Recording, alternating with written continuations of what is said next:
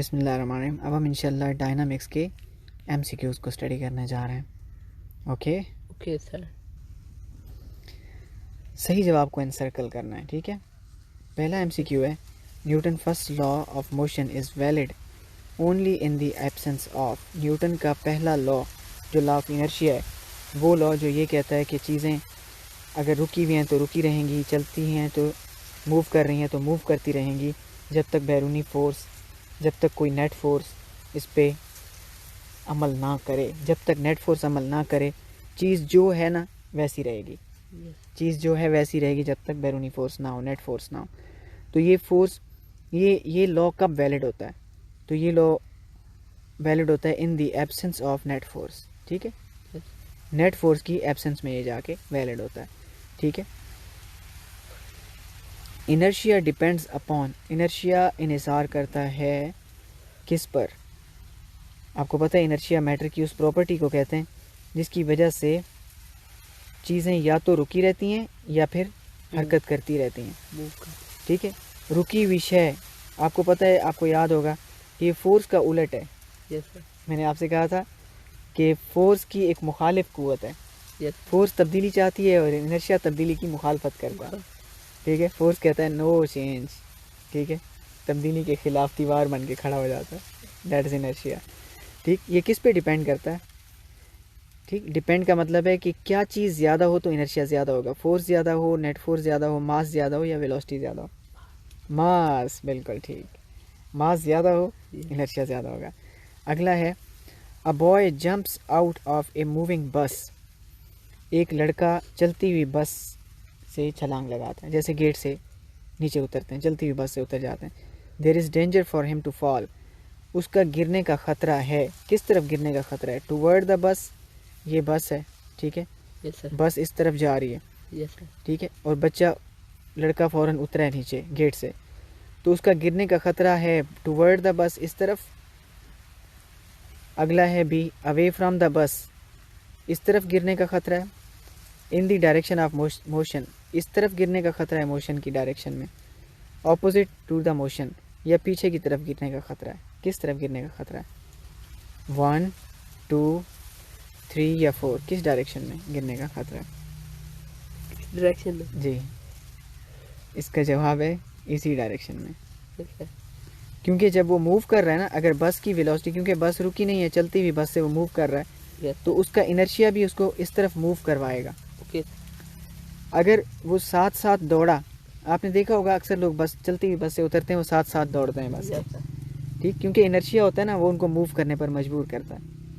अगर वो ना दौड़ें साथ में 2-4 कदम, वो मुंह के बल गिर जाएंगे, क्योंकि जब बस से वो फ़ौरन उतरते हैं ना, तो उनकी वेलोसिटी उस वक्त ज़ीरो नहीं होती, ठीक है। नीचे उतरेंगे, 4 कदम 5 कदम दौड़ेंगे, उनकी वेलोसिटी ज़ीरो हो जाएगी, ठीक है, तो फिर कोई इशू नहीं होगा। आगे देखें, तो इसका आंसर क्या होगा? In the direction of motion, ये सही आंसर है। चौथा है, a string is stretched by 2 equal and opposite forces 10 newton each. एक तार है, एक स्ट्रिंग है, उसके 2 पॉइंट हैं, ठीक है, खींचा जा रहा है, एक पॉइंट ए है और एक पॉइंट बी है, ठीक है। दोनों तरफ से 10-10 न्यूटन की ऑपोजिट फोर्स से खींचा जा रहा है, ठीक है। 10-10 न्यूटन की फोर्स से खींचा जा रहा है, इधर से भी 10 न्यूटन है और इधर से भी 10 न्यूटन है, ठीक है। द टेंशन इन स्ट्रिंग, तो तार में टेंशन कितना होगा? अब अगर हम बेवकूफ़ों की तरह दोनों को जमा कर लें तो 20 न्यूटन आ जाएगा, लेकिन टेंशन 20 न्यूटन नहीं होगा। आपको पता है 10 न्यूटन का एक्शन है तो 10 न्यूटन का रिएक्शन है, ठीक है। तो इसलिए टेंशन जो है ना, क्योंकि वो एक्शन का रिएक्शन है, अगर ये 10 न्यूटन एक्शन है तो ये 10 टेंशन होगा, तो टेंशन तो 10 न्यूटन का ही हुआ ना, क्योंकि हमें पता है कि टेंशन तो रिएक्शन की फोर्स है। अगर ये 10 न्यूटन एक्शन है तो रिएक्शन ये वाला होगा 10 न्यूटन, और वो सिर्फ 10 न्यूटन ही होगा, ठीक है। तो इसका जवाब है 10 न्यूटन। मैं आपको एक और भी इसको ज़रा वाज़े तौर पर समझा देता हूँ।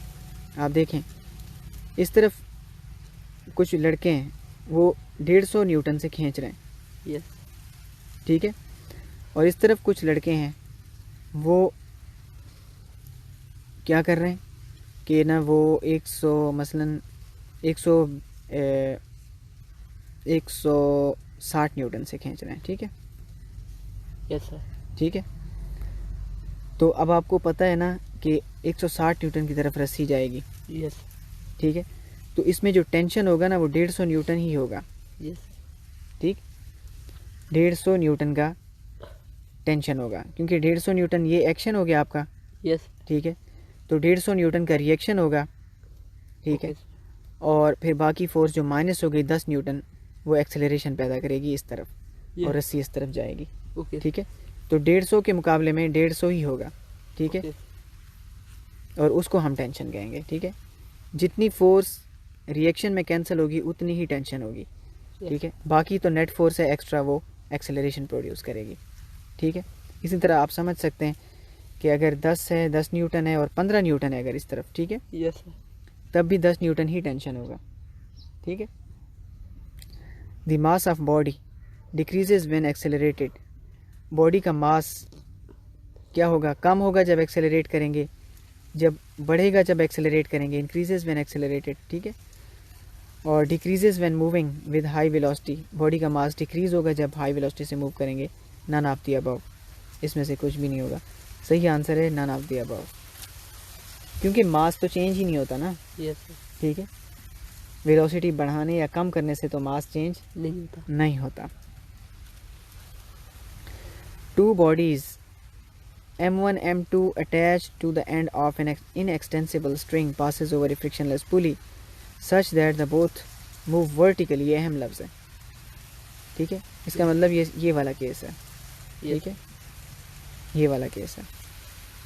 तो कहा जा रहा है एक्सेलरेशन, इसका एक्सेलरेशन क्या होगा। अगर आपको एक्सेलरेशन का फॉर्मूला याद हो इसका, तो क्या था, वो था M1 minus M2 upon M1 plus M2 into G, ठीक है। याद आया?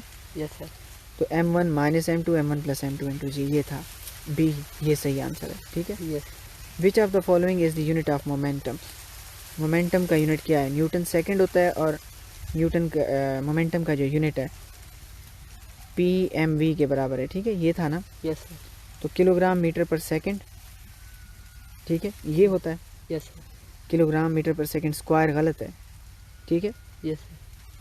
किलोग्राम मीटर पर सेकंड होता है, या फिर आप दोनों तरफ सेकंड से डिवाइड कर लें, किलोग्राम मीटर पर सेकंड स्क्वायर ये न्यूटन बन जाता है, और ये सेकंड फिर न्यूटन सेकंड बन जाता है।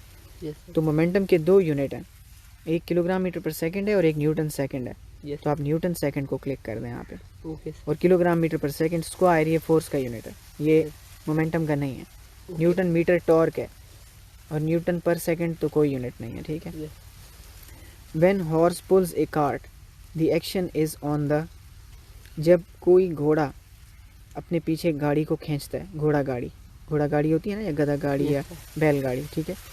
तो एक्शन कहाँ हो रहा होता है, ये कार्ट है, इसको कोई भी जानवर खींचेगा, ठीक है, अपनी टांगों से ज़ोर लगाएगा, ठीक है। इस कार्ट के ऊपर कोई भी जानवर है, ठीक है, कोई भी जानवर है, तो अगर वो इस कार्ट पे ज़ोर लगाएगा, ठीक है, तो एक्शन जो होगा ना, ठीक है, एक्शन ज़मीन पे होगा, ठीक है। जो रिएक्शन है वो इस पे भी होगा और कार्ट पे भी होगा। Yes sir. फोर्स इस डायरेक्शन में लगेगी और रिएक्शन इस डायरेक्शन में मिलेगा, ठीक है। Yes sir. तो एक्शन अर्थ पे होगा। Yes sir. तो अब इसका आंसर क्या होगा कि एक्शन जो है ना वो कार्ट पे नहीं है और अर्थ पे है। Yes sir. घोड़े पे एक्शन नहीं है, अर्थ और कार्ट दोनों पे भी नहीं है, सिर्फ अर्थ पे एक्शन होगा, ठीक है। Which of the following material louvers the friction when pushed between the between the metal plates. क्या चीज़ है जो हम मेटल प्लेट्स के दरमियान में डालें तो फ्रिक्शन कम हो जाएगा। पानी डालें, मार्बल डालें, मार्बल पाउडर वगैरह, ठीक है, या एयर या ऑयल डालने से फ्रिक्शन कम होगा, ठीक है। वैसे दूसरी चीज़ों से भी फ्रिक्शन कम होता है एक लिहाज से देखा जाए, ठीक है, कि ये सारी चीज़ें फ्रिक्शन कम कर सकती हैं, ठीक है। लेकिन सबसे ज़्यादा ऑयल करेगा, इसी को ये बेस्ट ऑयल है, ठीक है। Define the following term. अब ये यहाँ से हमारे क्वेश्चन आंसर शुरू हो जाते हैं, ठीक है। MCQs यहाँ तक ही हैं। अब हम इंशाल्लाह नेक्स्ट चैप्टर को स्टडी करेंगे, ठीक है। ये चैप्टर फिनिश।